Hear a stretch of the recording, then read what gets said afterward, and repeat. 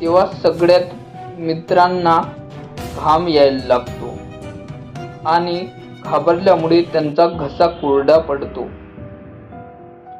आता पर्याय नव्हता त्यांच्याकडे. चालू गाडीतून ते सगळे उडी मारतात. उडी मारून ते सगळे आपापला जीव वाचवतात, पण गाडी जाऊन झाडाला धडकते. तिचा स्फोट होतो. खूप भीतीचे वातावरण असतं.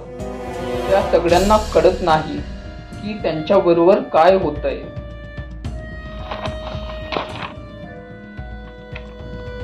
त्या सगळ्यांना चिंता होते, या भयानक जंगलातून सुरक्षितपणे कसं बाहेर निघावं. सुरेश म्हणतो, मागे रस्त्यात आपल्याला एक हॉटेल दिसलं होतं. ते हॉटेल जास्त दूर नाहीये. आपण